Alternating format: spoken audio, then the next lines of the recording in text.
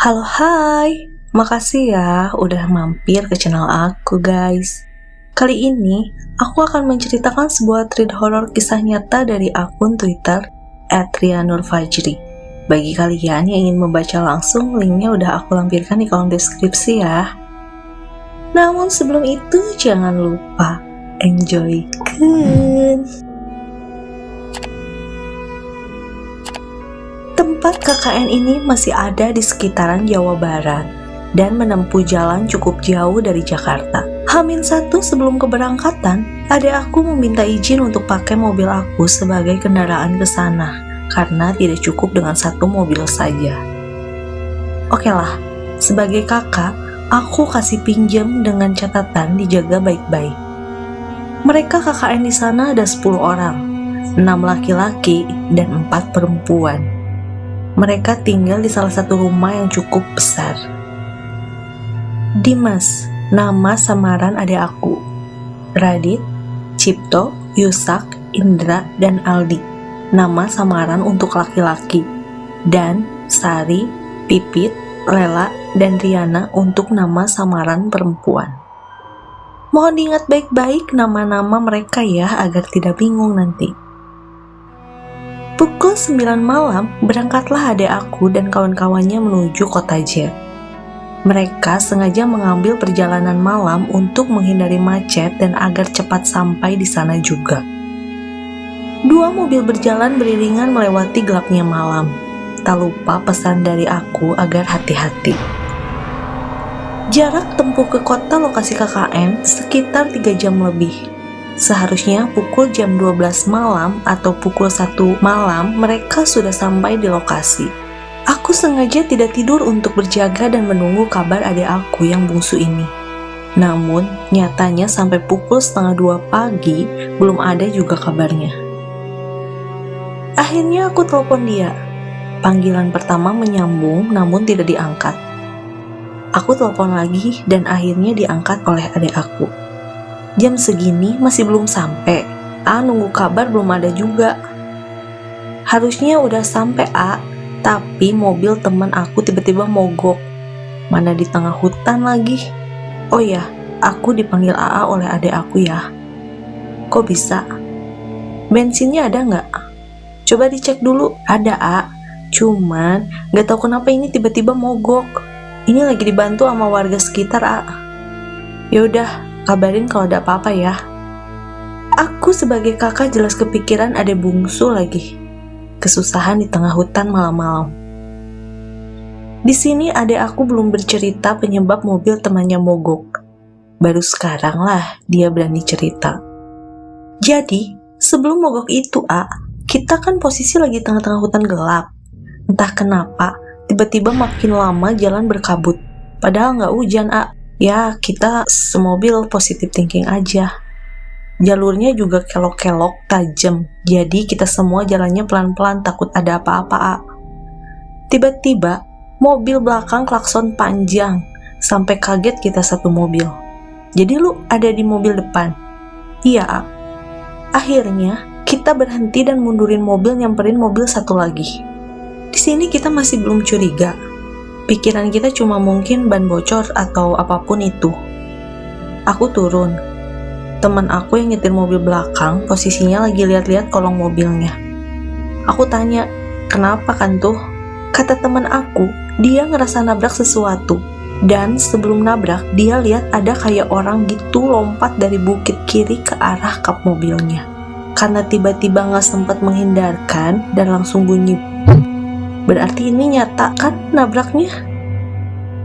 Setelah berhenti, temen aku turun dan lihat ke belakang pakai senter, tapi nggak ada apa-apa sama sekali. Dilihat ke kolong mobil juga sama, nggak ada. Tapi yang aneh, bemper depan mobilnya itu rusak. Nggak ada bekas noda darah juga di jalan, sama di bemper mobilnya. Yang nyetir mobil belakang siapa? Si Aldi yang bisa nyetir cuma 2 orang doang Terusin lagi. Iya, di situ aku sama Aldi sempat bingung. Aldi sampai sumpah-sumpah kalau dia beneran nabrak katanya. Aku tanya ke anak-anak yang di mobil itu pada nggak tahu karena mereka tidur. Aku muterin itu mobil nyari apapun itu biar akal aku nerima kejadian ini. Mau binatang, batu besar, sampai orang pun benar-benar gak ada. Asli, di situ aku merinding. Akhirnya aku bilang aja lupain dan lanjut lagi. Sebenarnya salah sih, adek aku keluar dari mobil dalam kondisi kayak gitu. Takutnya begal atau apapun itu kan. Untung aja mereka gak kenapa-napa. Aku balik lagi ke mobil. Baru juga satu kaki masuk ke dalam, si Aldi klakson-klakson lagi. Aku samperin dan ternyata mobilnya nggak bisa nyala. Makin panik lah kita di situ. Gimana ini? Mana tengah hutan lagi. Masalah lain dari mogok ini adalah tidak ada satupun dari mereka yang mengerti masalah mesin. Sebuah pelajaran buat kita semua. Di saat mereka kebingungan, tiba-tiba muncul seorang bapak-bapak sedang jalan kaki dan bertanya ke Aldi. Kenapa nak? Kok tidak jalan? Ini pak, mobil saya tiba-tiba tidak bisa menyala setelah nabrak sesuatu. Kita nggak ada yang ngerti mesin masalahnya pak. Oh begitu. Kalian sudah permisi belum? Apa sudah baca doa pada saat jalan tadi? Aldi dan aku terdiam sejenak. Benar kata bapak-bapak itu. Kalau mereka belum baca doa dan permisi ke daerah yang baru pertama kali mereka datangi. Iya pak, belum. Mohon maaf, kami lupa pak.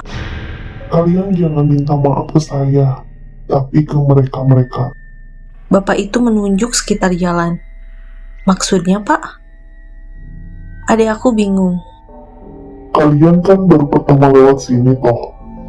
Ya yang sopan sebisa mungkin. Di sini adik aku dan Aldi mulai paham apa yang dimaksud bapak-bapak ini. Lalu mereka berdua mengucapkan kata-kata maaf dan permisi. Bapak-bapak itu hilang, gak tahu kemana. Aku cari-cari tetap gak ketemu. Mau terima kasih niatnya. Setelah permisi, Aldi kembali mencoba menyalakan mobilnya. Dimulai dengan bismillah, syukur mobilnya kembali menyala. Itu jam berapa pas di tengah hutan itu?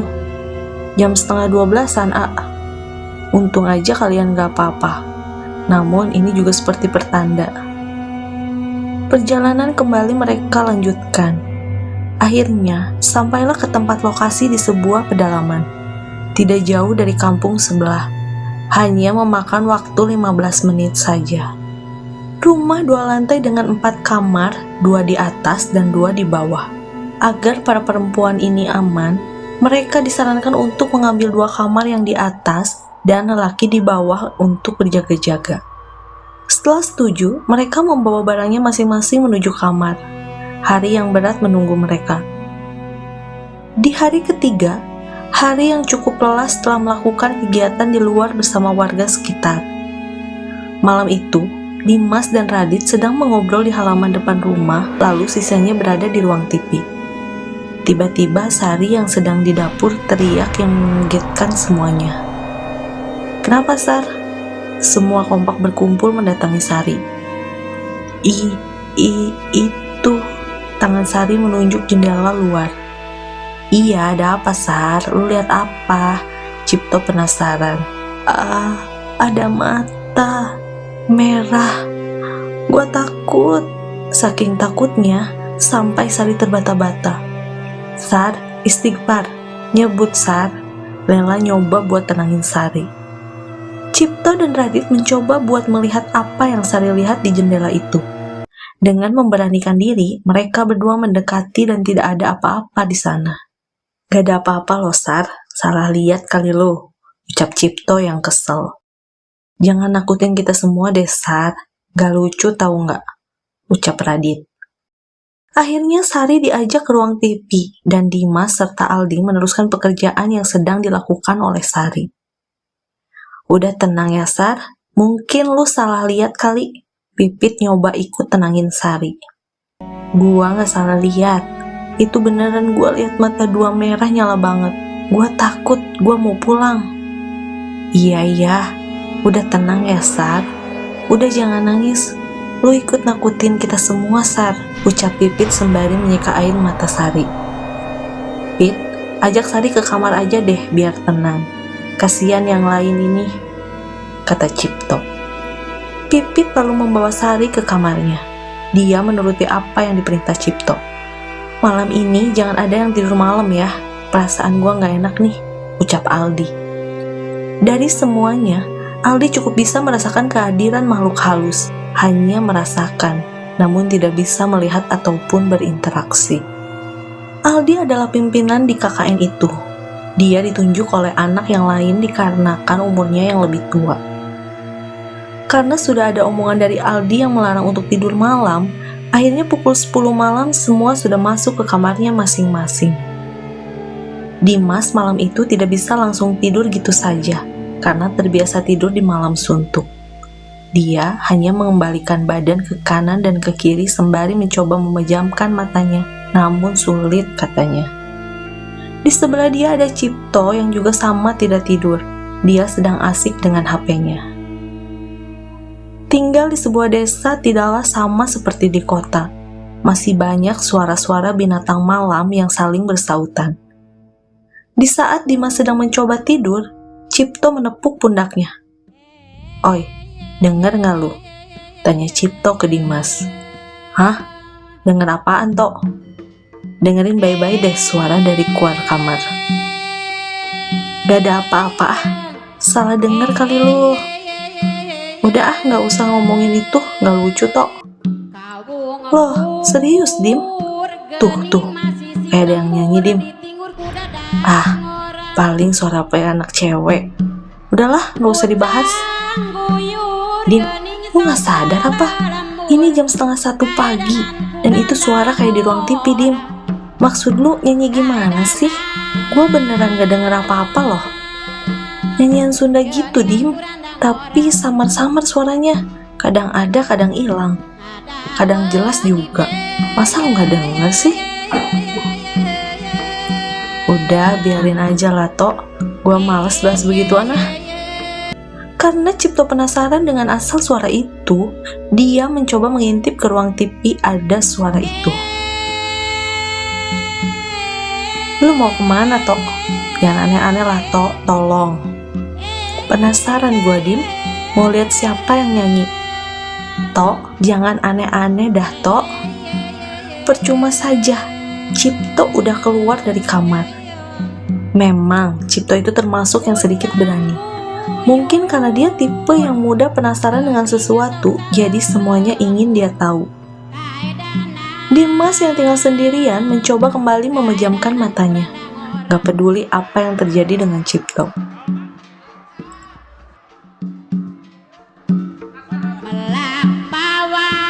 Tidak lama, Cipto masuk. Namun, kali ini wajahnya pucat. Dimas yang melihat muka Cipto coba bertanya, apa yang habis dia lihat sampai pucat seperti itu? "Tok, lu ngapa? Kok pucat?" Tapi Cipto gak jawab pertanyaan Dimas. Ah, kampret. Ditanya bukannya jawab. Udahlah, gue tidur.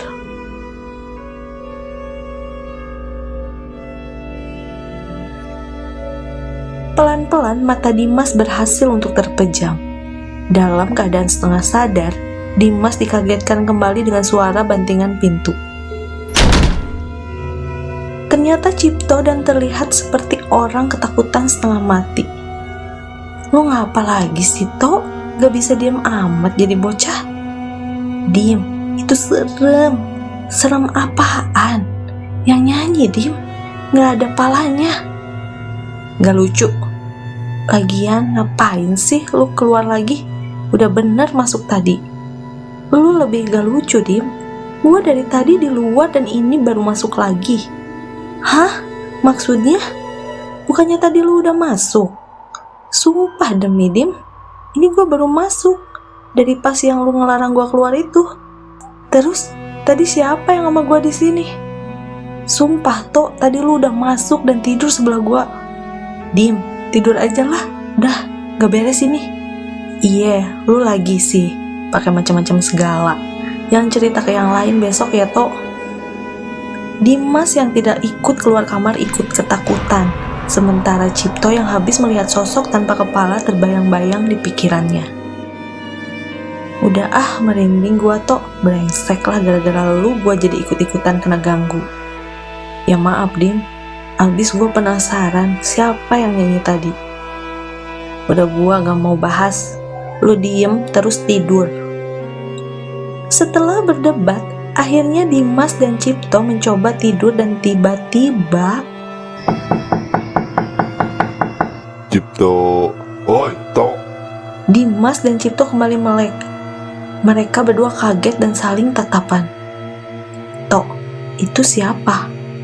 Gak tahu, Dim. Gue gak kenal suaranya. Iya sama gue juga, Tok. Tapi kok dia tahu nama lu, Tok? Dim, brengsek. Gue takut bener sekarang ini. Buka, Tok. Gue gak berani. Ah, gue juga gak berani, Dim. Itu siapa? Astaga. Kok dia bisa tahu nama gue? Itu suara kakek-kakek, Dim. Ya, gak tahu, Dim. HP lu mana, cepet. Telepon Aldi, Tok. Minta tolong. Oh iya bener. Diangkat nggak? Kagak aktif, brengsek. Diem, gimana ini? Lu lihat sih cepet. Brengsek, emang lu, Tok? Lu yang cari masalah, gue yang suruh lihat. Lu lah sono, gue backup dari belakang. Ayolah. Ya udah, awas lu kalau nggak ada di belakang gue. Karena penasaran, Cipto dan Dimas memberanikan diri untuk membuka pintunya.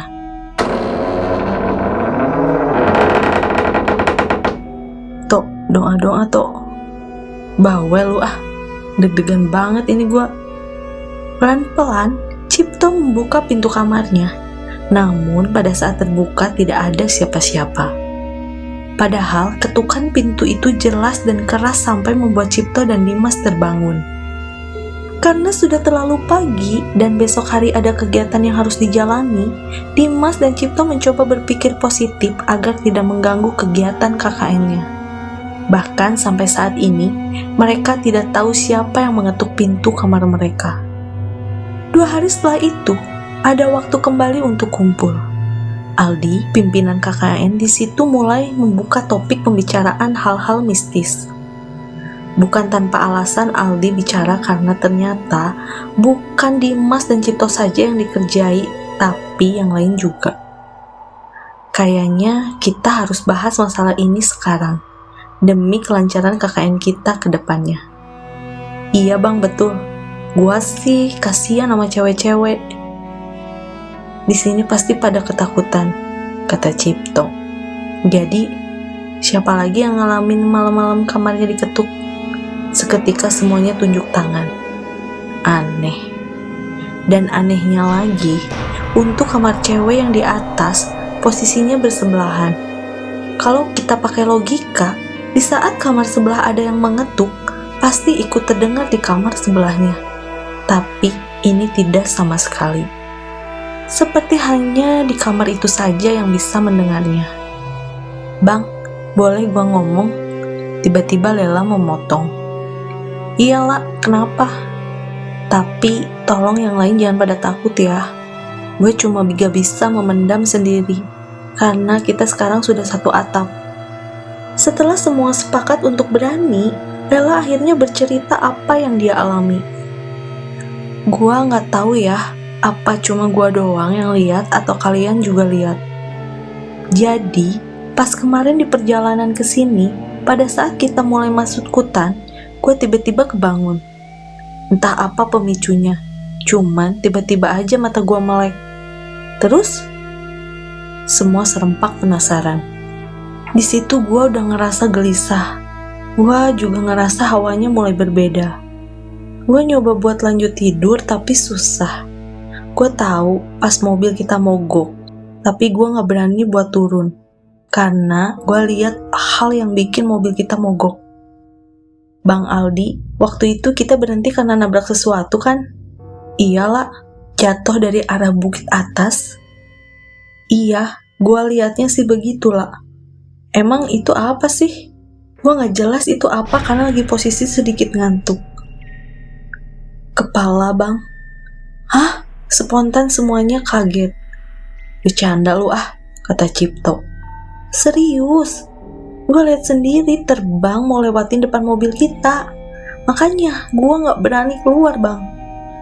Pantas aja Dimas dan Aldi cari-cari penyebabnya tapi nggak ketemu. Jelas kalau itu dari alam lain. Dan kemarin malam, gua kebangun. Entah itu jam berapa, gua nggak sempet lihat jam. Gua jalan ke kamar mandi. Pada saat gua nengok ke arah jendela dapur, apaan lah? Kok jadi pucat muka lu tiba-tiba? Gua lihat kepala itu terbang lewatin dapur, tembus keluar, Bang. Seketika semua terdiam. Udah, semua jangan takut. Gua mau usul, kita akan sholat berjamaah setiap jam sholat. Gimana? Setuju? Biar kita aman. Usulan Aldi disetujui oleh semuanya. Mereka mau KKN ini tidak terganggu oleh hal-hal seperti itu. Di tim KKN ini yang paling vokal hanya Dimas, Cipto, dan Aldi. Sementara Yusak, Indra, dan Radit berbicara hanya seperlunya saja. Mereka seperti tidak mau terlalu ikut campur dalam kejadian di rumah ini. Aldi diam-diam mencari tahu cerita dari warga apakah rumah yang mereka tempati saat ini pernah ada kejadian tragis atau apapun itu. Dia berencana mendatangi sesepuh setempat yang bernama Pak Sobari, nama samaran. Sembari bersilaturahmi dan bertanya-tanya untuk mendapatkan penjelasan. Sore itu pukul 17.00, kegiatan KKN sudah selesai. Aldi langsung menyuruh yang lain pulang terlebih dahulu, karena dia beralasan ada keperluan sebentar. Tidak ada rasa curiga dari anak-anak yang lain, akhirnya mereka semua pulang duluan. Assalamualaikum. Waalaikumsalam.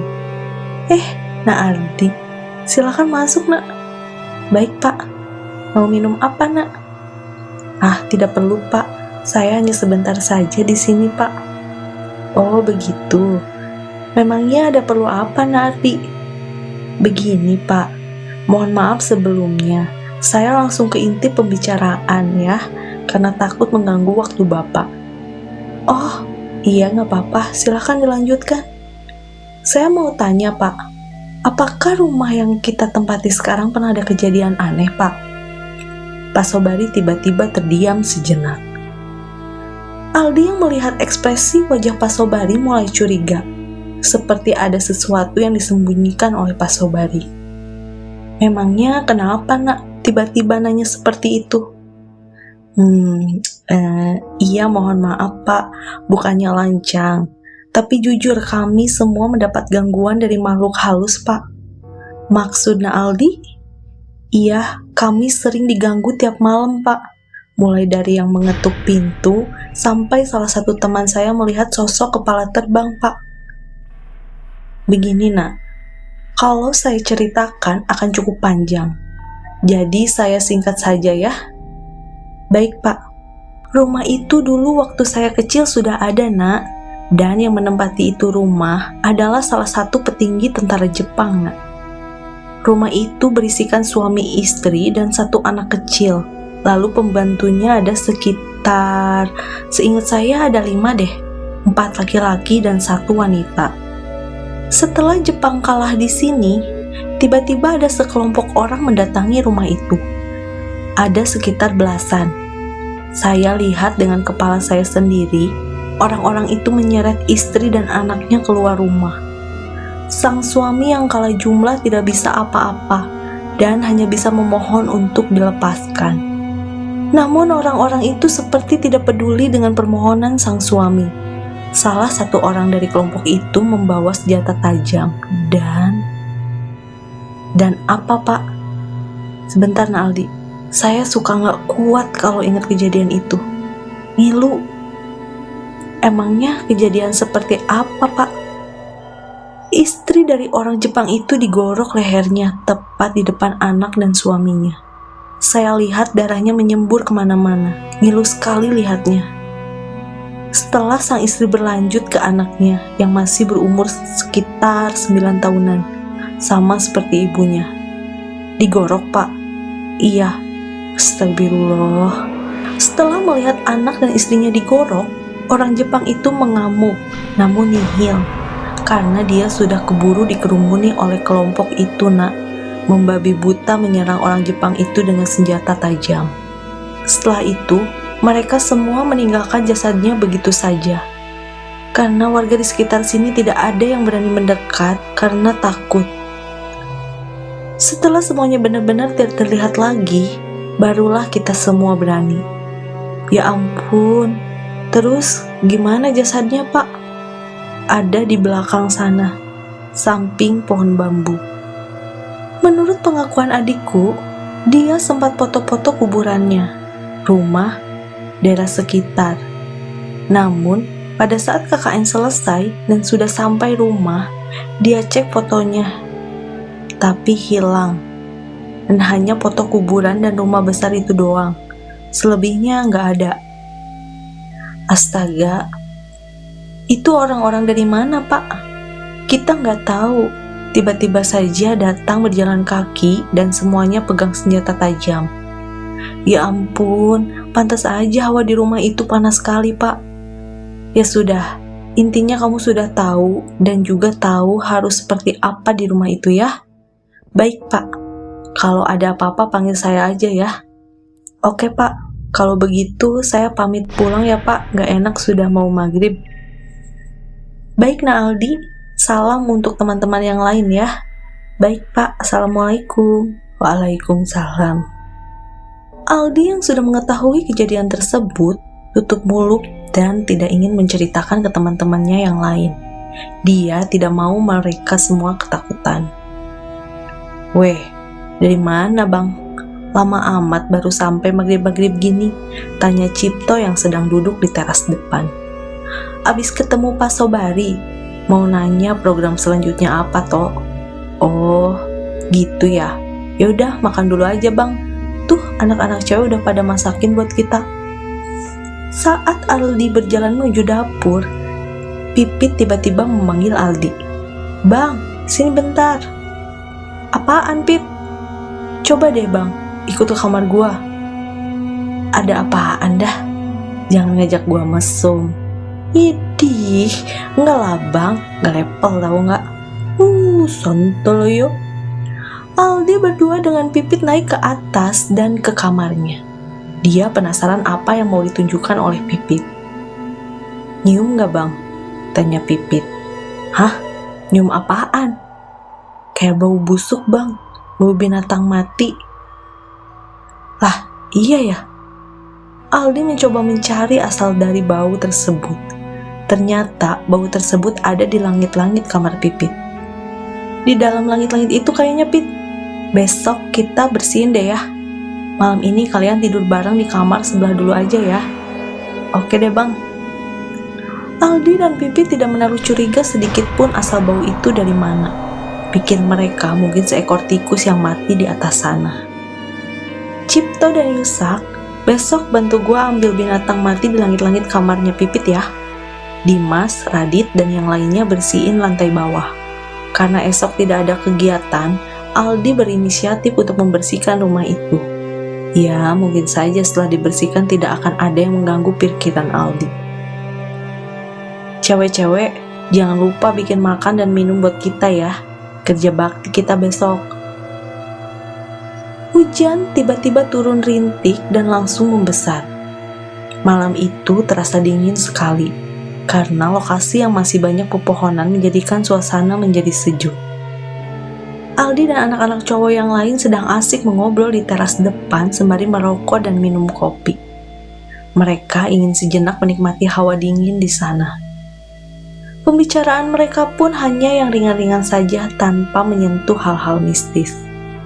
Mungkin mereka ingin melupakan sejenak kejadian-kejadian di rumah itu.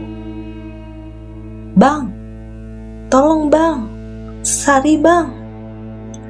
Tiba-tiba mereka semua dikejutkan suara Riana dari dalam rumah. Serentak mereka semua bangun dan menghampiri Riana. Kenapa Rin? Sari kenapa? Tanya Aldi. Sari kejang-kejang di kamar bang. Loh, kok bisa? Gak tahu bang, ayo cepetan. Mereka semua berlari menuju kamar Sari, berharap tidak ada kejadian apa-apa. Pit, Sari kenapa? Tanya Aldi. Gak tahu bang, Tadi gue lagi rebahan berdua di sini sama Sari. Gue lagi chattingan sama cowok gue, dan Sari cuma diem aja bang. Waduh, kalian gak ngobrol? Enggak bang, tiba-tiba aja begitu. Iya bang, takut gue bang. Udah, semuanya keluar dulu dari kamar. Gue coba sadarin Sari ya. Di sini tidak ada yang tahu apa yang terjadi oleh Sari. Namun, mimik muka Sari berubah seperti layaknya orang yang kesurupan. Sar? Sadar, Sar. Sari? Aldi mencoba menyadarkan Sari sembari menepuk pipinya. Namun sia-sia karena Sari tidak merespon. Aldi melihat mata Sari yang melotot dan merah membuat nyali Aldi cukup ciut. Gini aja, kita bawa Sari ke rumah sakit. Takutnya ada penyakit dari dia yang kita nggak tahu. Dimas, lu yang nyetir. Ambil kunci mobil gua di kamar terus langsung nyalain mobilnya ya. Oke bang. Cipto dan Lela ikut gua ke rumah sakit. Sisanya tunggu di sini ya. Di saat menunggu Dimas menyiapkan mobil, tiba-tiba saja tangan Aldi digenggam dengan keras oleh Sari. Aldi yang kaget langsung melihat mata Sari yang cukup seram dan tajam. Aku akan bawa anak ini. Ucap Sari. Suara itu bukan suara asli Sari. Ternyata Sari bukan sakit, tetapi memang dia kesurupan. Aldi mencoba menyadarkan Sari kembali. Maksudnya apa? Kembaliin teman saya, balas Aldi. Kalian semua tidak sopan. Tidak punya tata krama datang ke wilayah saya tanpa permisi. Wilayah apa? Memang dunia ini kamu yang punya. Sebagai balasannya, aku akan bawa anak ini. Jangan. Ini anak gak salah sama kamu. Kembalikan teman saya, cepat. Tatapan mata Sari saat itu benar-benar seram. Lela, Pipit, dan Riana sudah mulai ketakutan. Lihat itu, Aldi langsung menyuruh mereka untuk menunggu di ruang TV. Tok, lu tahu kan rumah Pak Sobari? Iya tahu bang. Lu ke rumahnya sekarang dan minta tolong sama beliau. Sekarang Tok, cepet. Berdua sama Radit. Tapi di luar hujan bang. Gak enak juga, ini udah jam 11 malam bang. Lu tega lihat teman lu sendiri begini? Cepetan jalan. Iya bang, ayo Dit. Dimas datang. Belum mengeluarkan sepatah kata, dia langsung kaget melihat Sari seperti itu. Tatapan Sari yang tajam langsung tertuju ke Dimas. Mental Dimas pun ikut ciut. Dim, matiin mobilnya. Kita batal ke rumah sakit. Lu di sini sama gua bantu jagain Sari sampai Pak Sobari datang ya. Oke bang. Tidak lama Pak Sobari datang dan langsung mendatangi tempat Sari berada. Assalamualaikum. Kenapa Nak Ardi temannya? Tanya Pak Sobari. Waalaikumsalam Pak. Ini teman saya tiba-tiba kesurupan Pak. Kita nggak ada yang bisa sadarin ini Pak. Sebentar, saya telepon Pak Haji Arif dulu. Mas samaran ya. Pak Sobari pun tidak bisa mengeluarkan makhluk yang ada di tubuh Sari. Harapan sekarang hanya ada di Pak Haji Arif. Tidak butuh lama setelah Pak Sobari menelepon, Pak Haji Arif datang. Assalamualaikum Pak Sobari. Waalaikumsalam Pak Haji. Ini anak KKN kesurupan Pak. Baik. Saya coba ya Pak. Menurut Pak Haji Arif, sosok yang merasuki tubuh Sari cukup kuat. Umurnya pun sudah sekitar ratusan tahun. Mungkin agak sulit untuk mengeluarkannya. Semua berharap besar pada Pak Haji. Tidak ada yang tega melihat Sari seperti itu. Waktu menunjukkan pukul 1 pagi. Hujan sudah mulai reda, disambut oleh suara binatang malam. Pak Haji masih berusaha untuk menyadarkan Sari. Anak-anak yang lain harap-harap cemas sembari berdoa agar semua cepat selesai. Akhirnya pukul 2 pagi, makhluk itu berhasil dikeluarkan oleh Pak Haji. Kesadaran Sari perlahan mulai pulih, namun tidak bisa untuk diajak bicara. Mungkin tenaganya sudah terkuras habis. Tolong dijaga ya temennya, jangan sampai sendirian dan bengong lagi, ucap Pak Haji Arif. Setelah Pak Haji dan Pak Sobari pamit, Aldi langsung mengusulkan untuk tidur bersama di ruang TV, berjaga-jaga agar cepat ditangani apabila terjadi sesuatu yang tidak diinginkan.